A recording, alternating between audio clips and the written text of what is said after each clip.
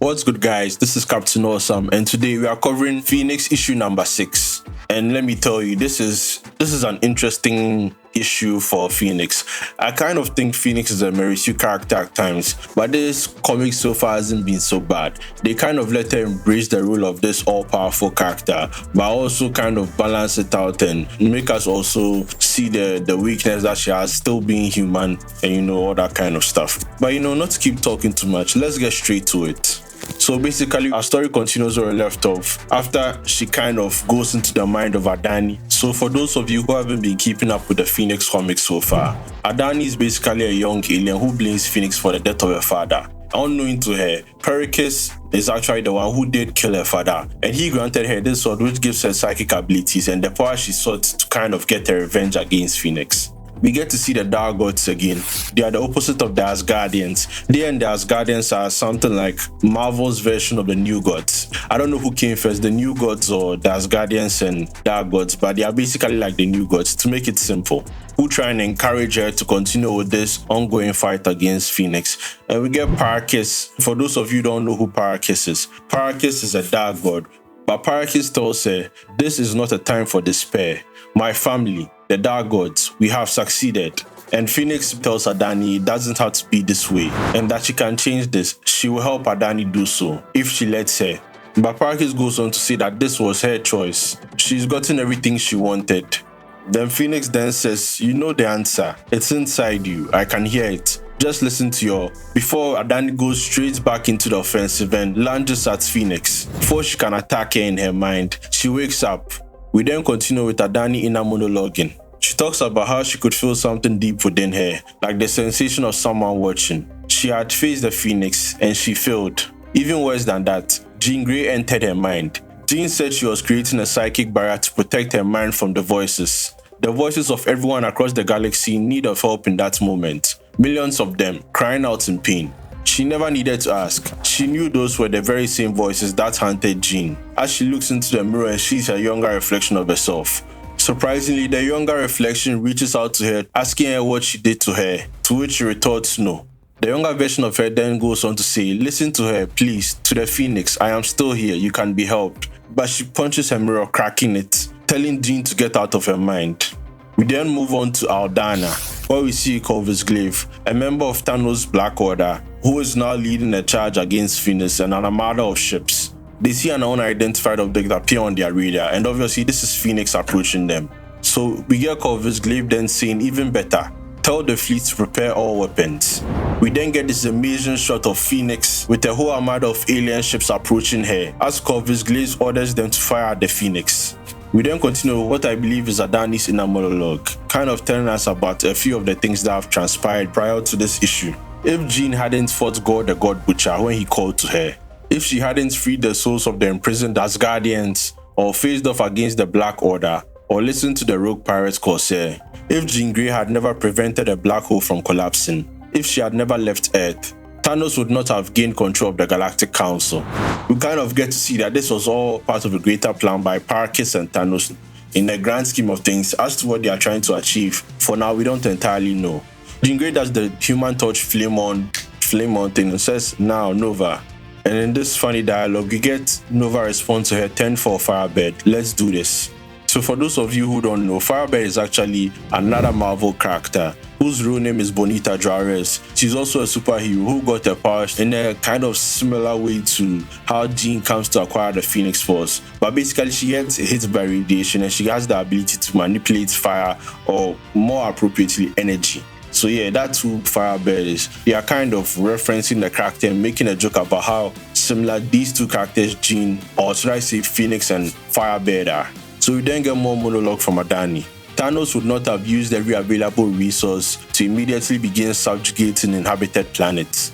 But as we all know, you can't undo the past. Moving away from the dialogue, back to what's actually happening with Phoenix and this Armada. One of the men on the ship on which Corvus Glaive have says something is attacking the fleet from behind. To which Corvus Glaive responds, "Concentrate on the Phoenix, don't get distracted. The Black Order will have its revenge." Phoenix asks Nova whether he just called her Firebird. And Nova has a funny response saying it's a code name. Code names helped the town while I was out patrolling the Omega systems. Phoenix then says, "Isn't Phoenix my code name?" And he says too obvious. Besides, don't take the fun out of incapacitating the entire galactic armada for me. Kind of hinting to how Phoenix could easily take out this whole armada on her own without help from Nova. And for those of you wondering, this is Richard Rider Nova. So Jean just says this is definitely going on her resume. And to be honest, this is a quite ironic response considering Phoenix's feat in Marvel and the kind of stuff she has had. Defeating an Armada doesn't really fall high on the scale of things she has done, especially in recent Marvel comics with the Phoenix Force.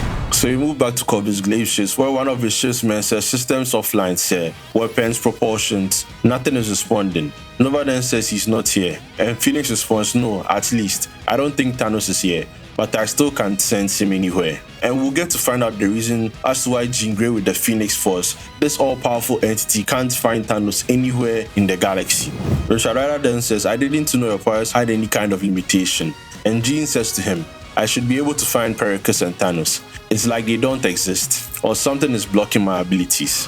And in the exact next page, we finally get to see what exactly it is as we see Thanos donning some kind of chest plate. And it appears to be the Warlock's eye. So basically, the Warlock's eye is kind of like a mystical eye item from very, very early Thor comics that was able to kind of cast powerful mind-controlling enchantment that you'd have to be quite powerful of an entity to resist. And now it kind of reveals more about this mystical item and that it can also block out Phoenix telepathy as well.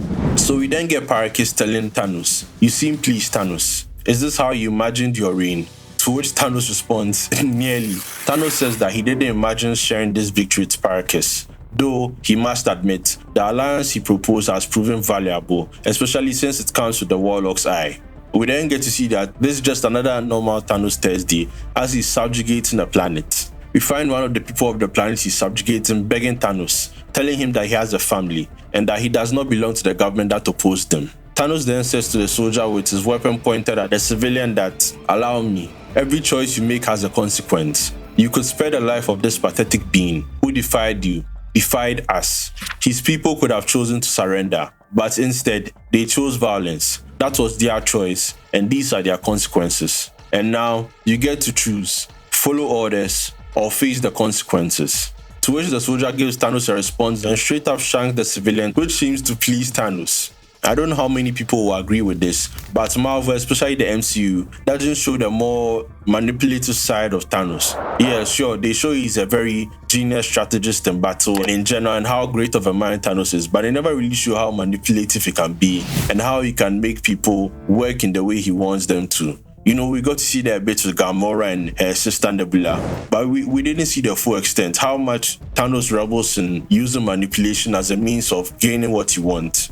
But here we get to see a bit more of that nature, which is actually a lot more prevalent in the comics with how he actually moves. He's not just about brute force. Thanos was always so threatening in the comics because he was the perfect mix of brain and brawn. He's not that dangerous with his fist, with his intellect and the way he wraps people around his fingers. So Pericus then asks, was that you or the Warlock's eye? And Thanos responds, I provided him with the logical reasoning he needed to make the appropriate choice, which he would have done without the increased psychic abilities of the Warlock's eye. The eye just sped things along, enhanced his understanding of the situation. So it wasn't solely Thanos' manipulation in this situation that actually helped him do that. The Warlock's eye seems to have that kind of influence on people where you can slightly suggest stuff as well and they, respond and do it. So Pericus then says, and the Phoenix, you are still unable to locate her with the eye. Thanos says to Pericus, she seems protected from its ability, just as the eye is protecting us from her. Corvus Glaive then calls out to Thanos, and Thanos asks Corvus why he isn't with the Armada, to which Corvus responds, it was the Phoenix, she attacked us with the help of Nova. And Thanos is like, Nova, she has an ally now.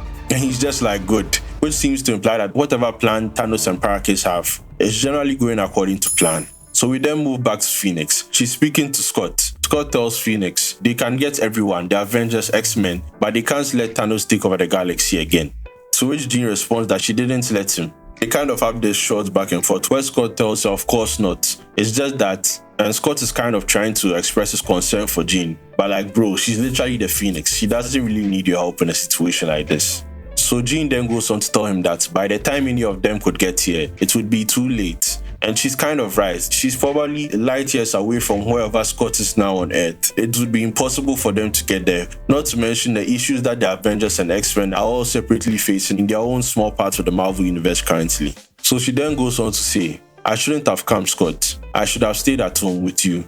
Scott then goes on to say, as much as I would love for you to be here with me, you are where you need to be. I don't mean to be picky or stuff, but I thought she was done with this whole self-discovery. It's Phoenix. She's the Phoenix. She's not the Phoenix. Marvel likes to do this push and pull of trying to reset the status quo for Phoenix, but also trying to keep Jean Grey as the Phoenix, because in the previous issue, they kind of resolved this issue where she now kind of accepts her role as the Phoenix. But also in here, it seems that she's still in doubt. But I know it could also be that although she has accepted that she's the Phoenix, she's afraid about how people will view her, and that's where her contention comes from. She then goes on to say, people are afraid of the Phoenix, but now it's hatred. And Scott tries to comfort her, telling her, no one hates you, Jean. They don't understand. She quickly retorts and kind of puts him before Scott can finish what he's saying. She goes on to say, no, Scott, it's hatred. I can feel it. Some of it is natural. Some of it feels planted. Like Thanos has found a way to make everyone feel exactly the way he wants them to. But it is hatred, and it's deep.